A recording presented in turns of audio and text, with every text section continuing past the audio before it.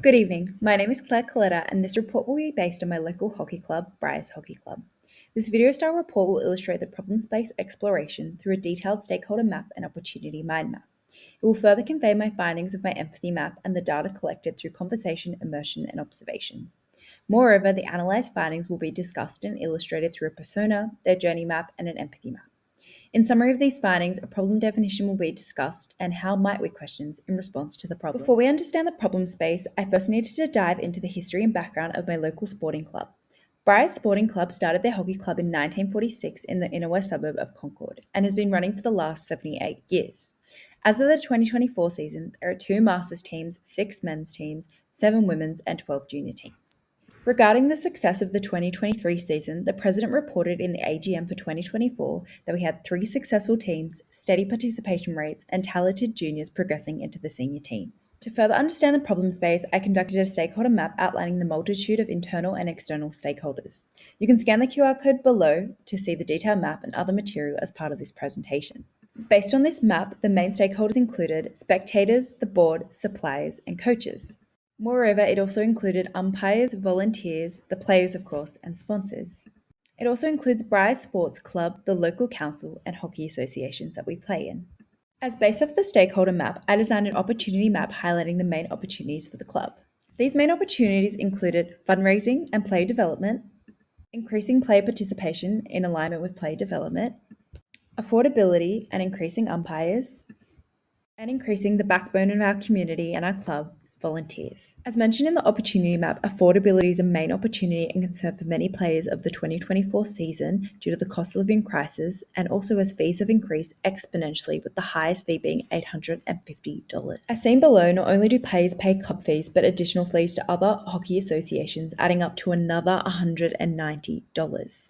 In comparison, other clubs' registration fees for other sports like soccer include these fees and are added on and are no more than $500 in total. Based on this research from the stakeholder and opportunity map, I conducted empathy research with our main stakeholder, the players, and I found that the problem space was player participation in women's and high registration fees. For this research, I messaged a previous player who was not playing this year, and she was a women's player who's played for the last 12 years, not registered this season, friends through hockey. She's 27 years old and she's a doctor. Similarly, I had a conversation with another player, but a current player. So she's a women's player, also a friend through hockey. She's registered and playing. She's 24 years old and an architect. So I asked both of these girls 3 questions. The first was, do you think that the hockey fees are too high for women's this year? The second, do you think there's a correlation between low participation, less players this year? Because of the high registration rates and fees? And do you think that players have a sense of loyalty to the Briars Club? In response to the first question, Milena said that the fees were too high with the increased cost of living and uniforms being extra. She also thought that money was a contributing factor in deciding to play. In regards to loyalty, she thought that some players have a sense of loyalty, but others don't due to being treated unfairly. But Beth similarly thought that the fees were too high and found that she had asked herself whether it was worth playing due to the high fees this year. To further understand the problem space with high registration fees and player participation in women's, I conducted an observation. So the users and stakeholders observed at the time of women's players between 1st and 5th grade were out on the field for their weekly Thursday night training, and the coaches for each grade.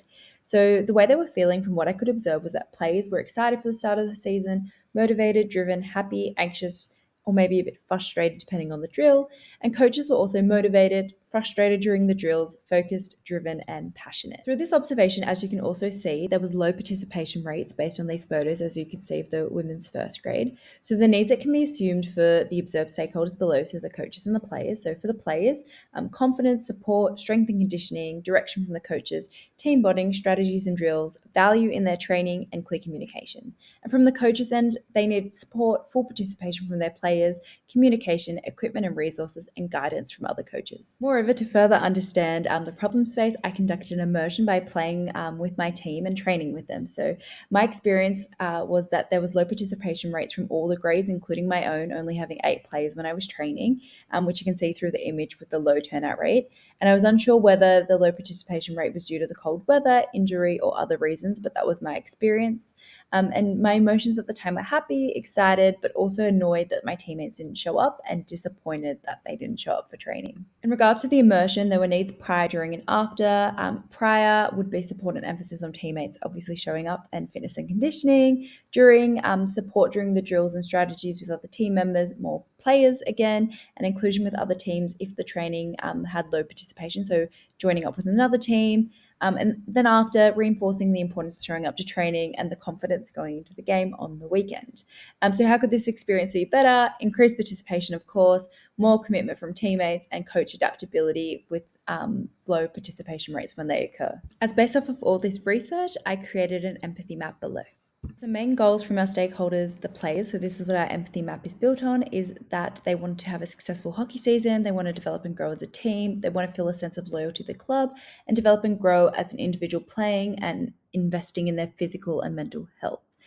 What are they here? So based on the conversations, the fees were too high and people were disappointed at being dropped down a grade this year and being shifted from last year in different teams. What are they saying and doing? They're hoping they can win, and they're doing their training with low levels of participation rates.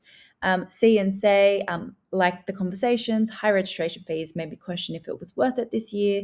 Players haven't been treated fairly. Uniforms are an extra cost, and most players have a sense of loyalty to the club. So, based on these, the pains were that registration fees were expensive, there were low participation rates at training, the uniforms were uncomfortable, canteen volunteering, moving teams were being dropped every season, and an inconvenient training time. Games included training with all team members, bonding and building reports with team members, being trained by knowledgeable coaches, and an investment in physical and mental health.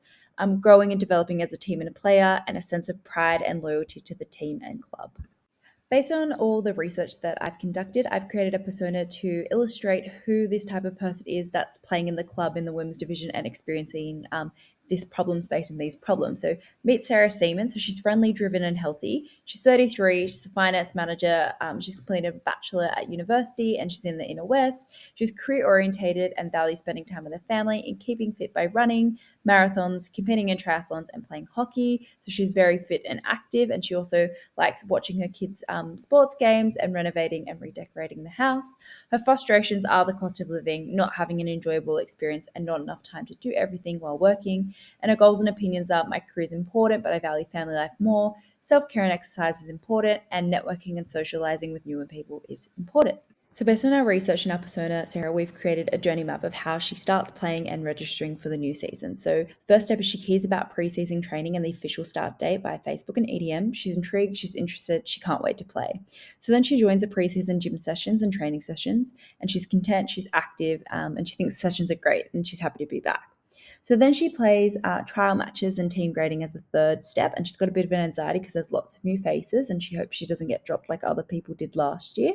And then from there, she finds out about her team list and her allocation. So at the time, she could be feeling happy, concerned, surprised, or disappointed. I'm happy with my team and coach. I'm disappointed. Depends on the outcome. And then she decides whether to play or not. And in this instance, she's obviously decided to play because she's happy to play because she's moved up a grade, and she's not with the same team. So she's improving and developing. Based on our research, and as we know from our persona Sarah, participation rates for women are strongly influenced by the team grading, opportunities for individual development, and high registration fees due to the cost of living crisis. So this leads us to: how might we enhance player engagement by incorporating value-added elements into training and development? And two, how might we ensure players see value in their registration fees? Thank you for watching.